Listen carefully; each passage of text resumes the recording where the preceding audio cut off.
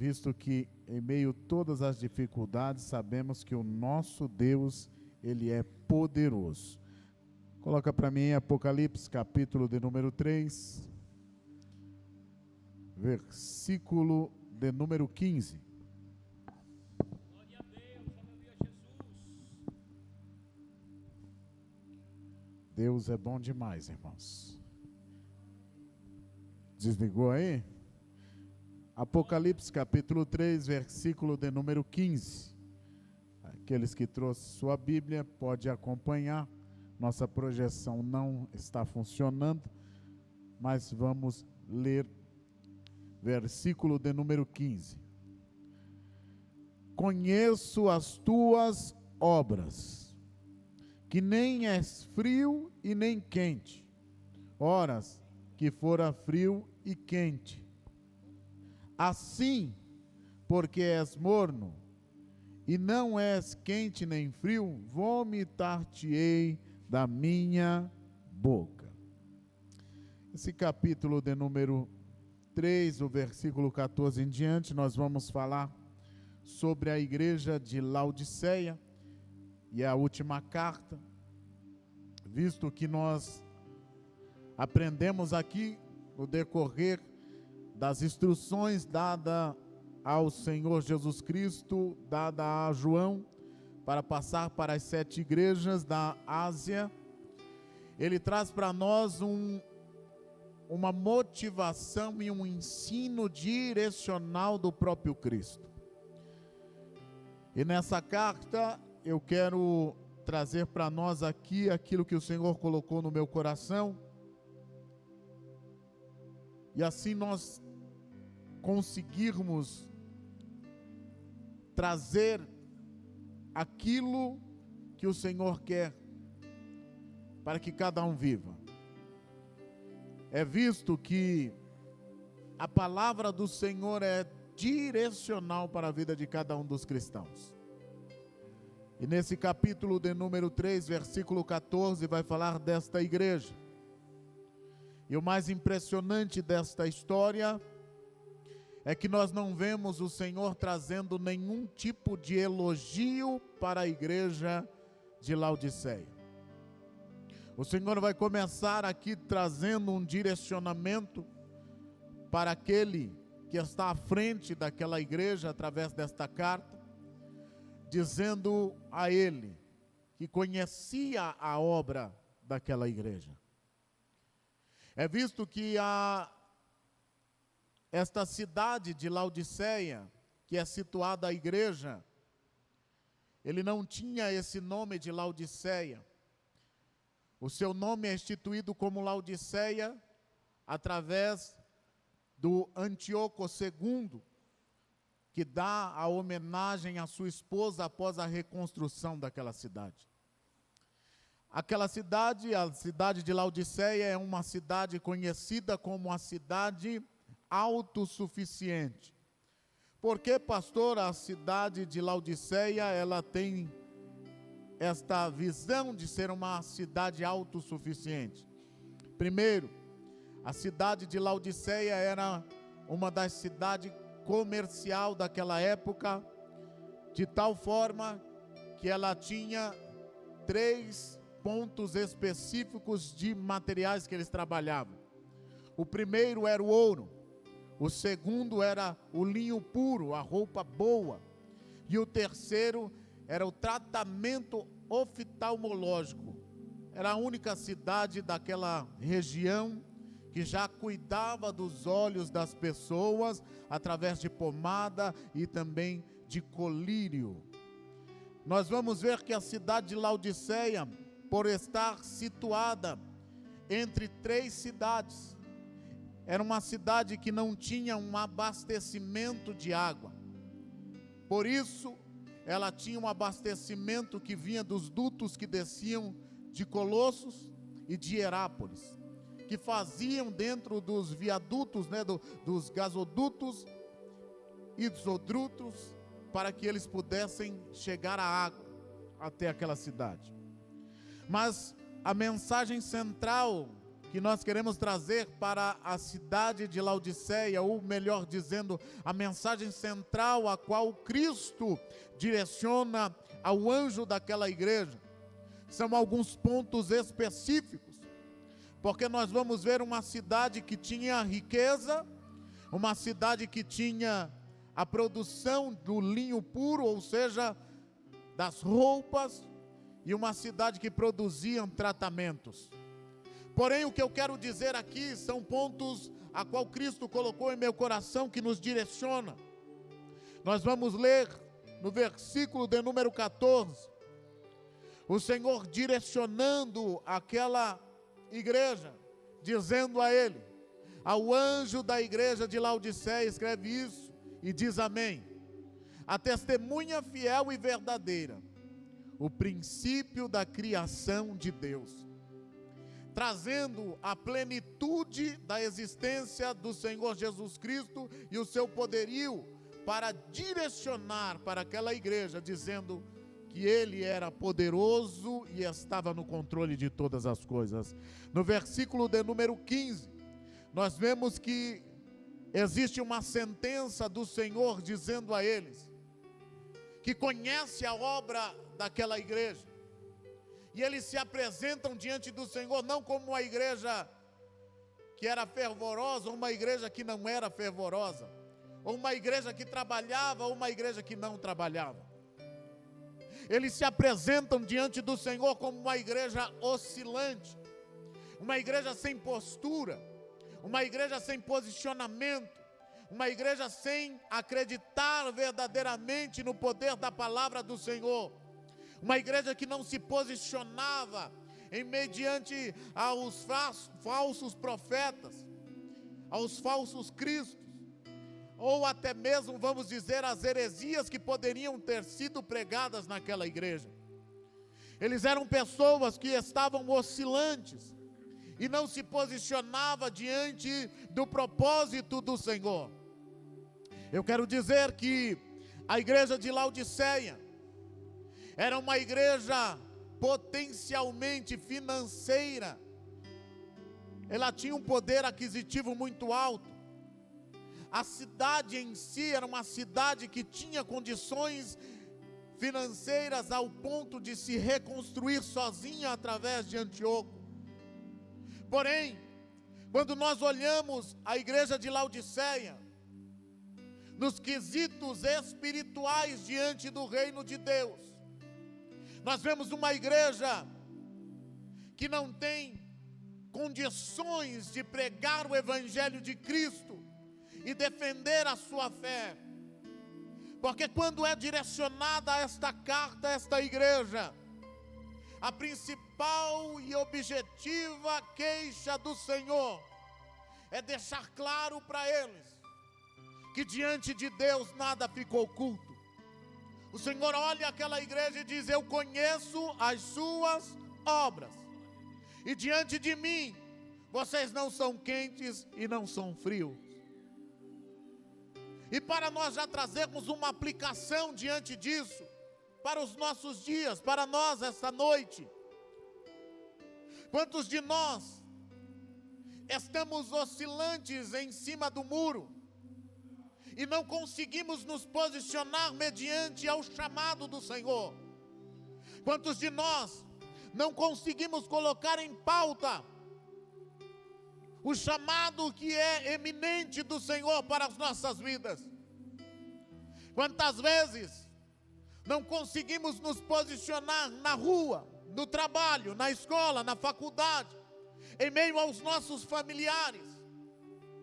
Não conseguimos defender a nossa fé e direcionar o nosso entendimento mediante ao propósito de Cristo. A riqueza material que aquela igreja tinha não era o combustível que levava a viver uma vida eterna. As suas condições financeiras, o seu centro bancário, o seu colírio que trazia a saúde aos olhos, não trazia a eles a visão, a roupa ou o linho puro que eles vestiam, não trazia o aspecto da roupa branca, a qual Cristo vai falar nos versículos seguintes. A visão geral da igreja de Laodiceia é uma igreja que era produtiva para aquilo que estava fora, mas era uma igreja pobre aos quesitos de uma vida regrada diante do altar do Senhor. Quantas vezes, irmãos, nós nos colocamos diante do Senhor e não nos posicionamos para viver segundo a um propósito de vida eterna. Existe um chamado eminente à igreja, a qual nós, cristãos, que professamos a nossa fé diante do Senhor, e precisamos ser sacudidos todos os dias pelo Espírito Santo, para que assim vivamos segundo a um propósito que vai nos levar a uma vida eterna. Não importa a condição, não importa o status, não importa onde estivermos, não importa quem estiver próximos a nós. A única coisa que importa é como nós estamos servindo e vivendo o propósito de Cristo nas nossas vidas. É claro que nós precisamos entender que essa carta direcional àquela igreja não era para trazer vergonha ao anjo da igreja ou até mesmo à membresia, mas aquela carta direcional era um alerta para que aquela igreja não vivesse segundo a propósitos que levariam ela ao inferno. Porque o Senhor é aquele que repreende aos que ama, como nos versículos seguintes, do versículo 14 em diante, nós vamos ver. O próprio Cristo deixando claro que toda repreensão que é feita por Ele, não é para que a igreja se perca, mas é para que a igreja se aplume diante do propósito que o Senhor tem para ela. É visto que nós precisamos entender que a riqueza daquela igreja, o seu ouro, não era o ouro refinado no fogo, a qual o próprio Cristo vai dizer. Não era o ouro que ilustrava o brilho da presença do Senhor.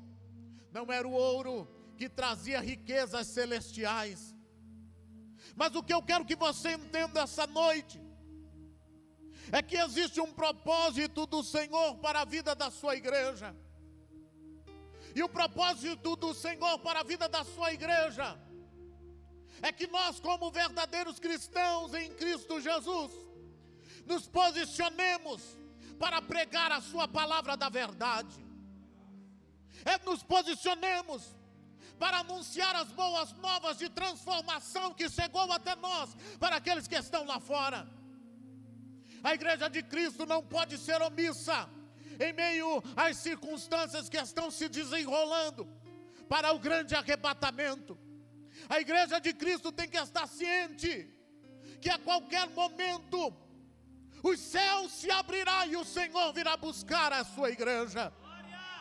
Precisamos despertar, porque a igreja de Laodiceia era uma igreja que não tinha posicionamento, mas era uma igreja que estava ao seu bel prazer. Mas o Senhor hoje está dizendo para nós nos posicionar para vivermos segundo propósitos eternos, para que o seu nome seja glorificado em nossas vidas. Uma igreja que não tinha postura em meio às circunstâncias que estava vivendo, ao ponto do Senhor Jesus Cristo dizer para ela: ora, melhor que você realmente estivesse em mim ou você estivesse perdida.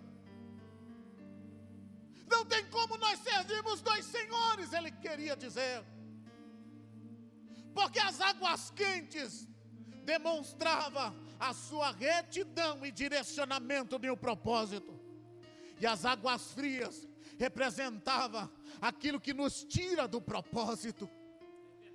O Senhor está dizendo para aquela igreja: melhor que você não estivesse do que você está em cima do muro. E Ele está dizendo para nós essa noite: você é quente ou você é frio? Qual é a sua posição? Qual é o seu posicionamento? Porque não adianta ter aparência, não adianta estar bem abastecido, não adianta conquistar o mundo inteiro e perder a sua salvação. Hoje o Senhor nos dá um direcionamento para vivermos segundo ao seu propósito, que é um propósito de vida eterna. E o mais impressionante, que Cristo não usa nenhuma conjectura de algo que não existia, porque as águas que desciam de Colossos eram águas frias, e as águas que subiam de Herápolis eram águas quentes. E quando elas se cruzavam, elas se tornavam águas mornas, trazendo náuseas aos habitantes daquela cidade. É por isso que o Senhor vai dizer para eles: aquilo que é morno eu vomito da minha boca. Ele está dizendo: não adianta você ser morno na presença dEle, porque você será lançado fora. Ele está dizendo: se posicione como quente, porque aí você viverá o propósito de vida eterna. É impressionante nós vermos o Senhor direcionar para aquela igreja o cenário a qual eles estavam vivendo. E se fosse hoje para dizer para nós, Campo de Parelheiros, qual seria o cenário que o Senhor olharia para nós e diria? Uma igreja oscilante, que só permeia as multidões quando vai ter festas. Uma igreja oscilante, a qual os seus obreiros não se posicionam diante de um comando. Uma igreja oscilante, que pensa no seu próprio umbigo e esquece de amar ao próximo. Uma igreja oscilante, que vive de picuinhas e de guerrinhas entre ela mesma. O que o Senhor diria de nós? Uma igreja que não enxerga a vida cristã como um reino que traz transformação para os de dentro e para os de fora. Qual posicionamento nós teríamos, sendo que Ele é o Senhor da igreja e dono da humanidade? Que posição nós teríamos diante daquele que conhece-nos quem somos quando as pessoas não nos veem? Diante dele não existe máscara e não existe teatro e nem atuação, porque ele nos enxerga quem somos. E é por isso que ele vai dizer: eu conheço as tuas obras, eu sei quem você é. Que você verdadeiramente fosse quente, ou frio de uma vez, não fosse morno, porque senão vomitar-te-ei da minha boca.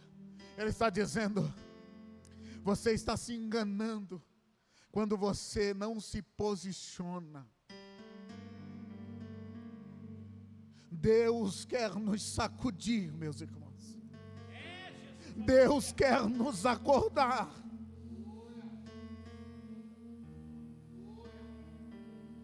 Não podemos parar de clamar e de pedir a presença dEle.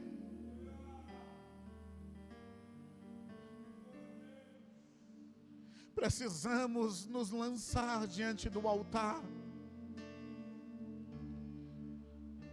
para que a nossa riqueza não seja uma riqueza que vai nos levar a uma destruição, para que as nossas conquistas não sejam conquistas que nos levam para o charco de lodo,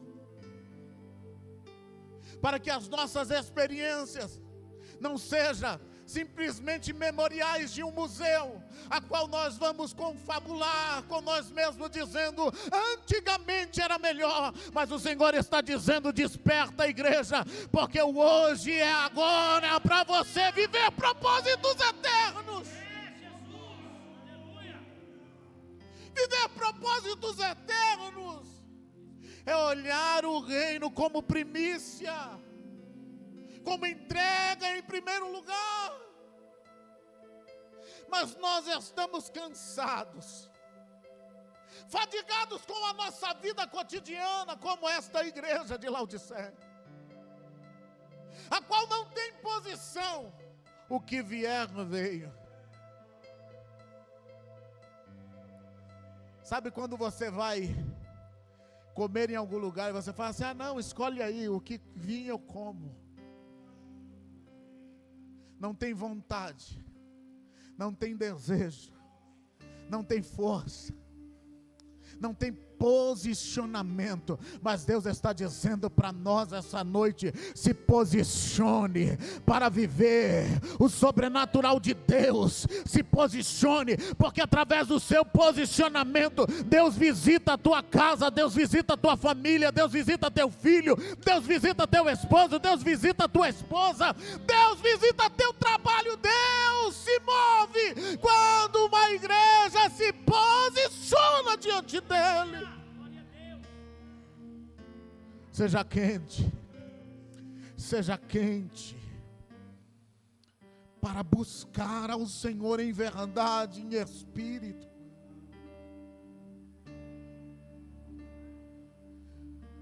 Deus quer operar no meio da igreja, Deus quer usar a sua vida, Deus quer levantar você, mas se faz necessário você se posicionar diante do Senhor. E o mais impressionante desta carta é que mesmo aquela igreja se posicionando contrário à vontade do Senhor, Ele vai dizer para eles: eis que estou à porta e bato. Se alguém ouvir a minha voz e abrir a porta, eu entrarei e cearei com ele e ele comigo. Ele está falando algo que transcende o entendimento para eles naquele momento. Porque Cristo não está falando do literal, bater na porta e entrar em uma casa. Muito menos Ele está falando do literal, abrir o seu coração, porque Ele é dono de todas as coisas, e se Ele quiser entrar no seu coração, Ele entra. Cristo está falando de algo tão simples, que a igreja parou de exercer. Ouvir a voz do Senhor e guardar a sua palavra. Só somos amados do Senhor, só amamos o Senhor quando nós ouvimos a sua palavra e praticamos para viver segundo o seu propósito. Não adianta estarmos aqui todos os cultos que tivermos, não ouvir a palavra e não guardar a palavra e não praticar a palavra. Não adianta.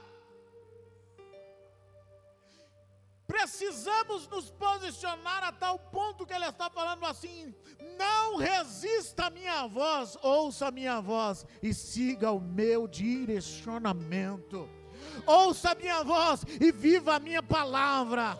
Ouça a minha voz e seja curado. Ouça a minha voz e seja transformado. Ouça a minha voz e seja cheio da minha presença. Ouça a minha voz e seja transformado. Oh, Espírito Santo, se faz necessário nós, como igreja de Cristo,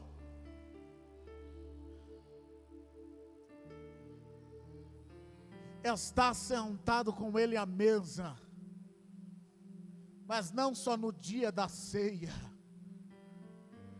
precisamos, como igreja de Cristo, estar sentado com Ele à mesa todos os dias de nossa vida.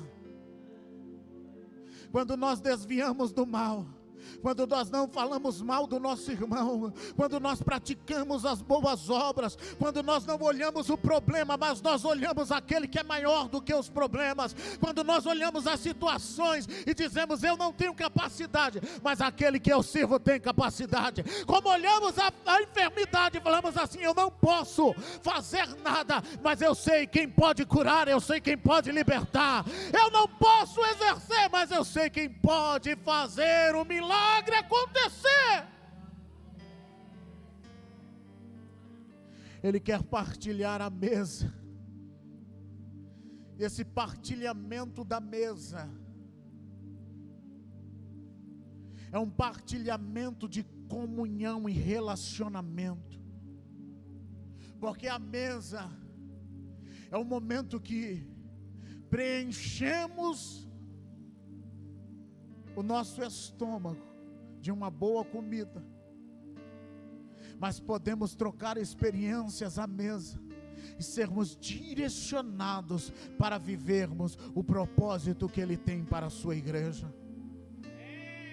A igreja que está fora do propósito não consegue enxergar os perigos de não se sentar à mesa todos os dias.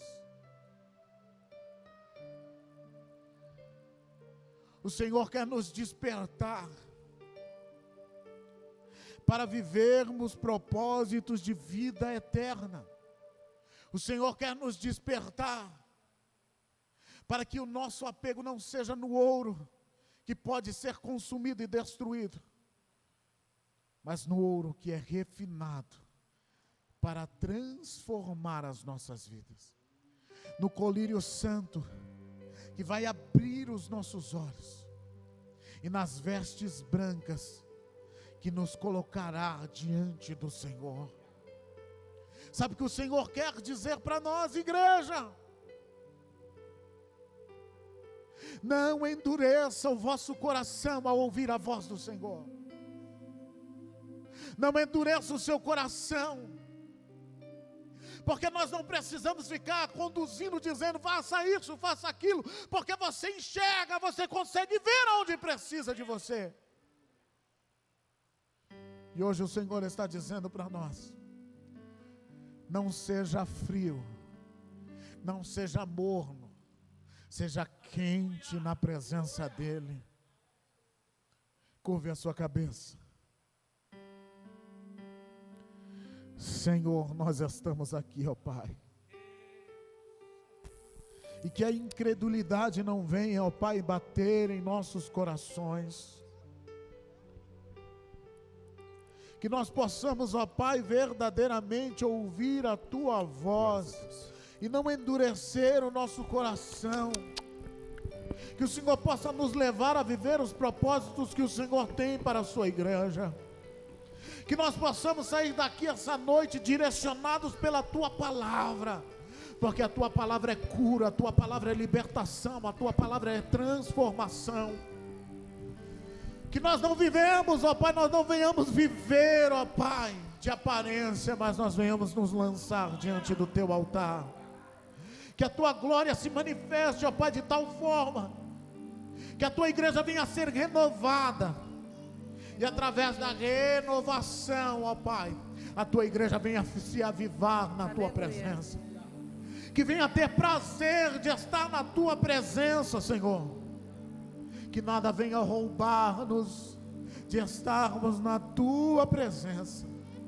Toca, ó Pai, em nossos corações, toca, Pai, para que nós possamos viver os Teus propósitos.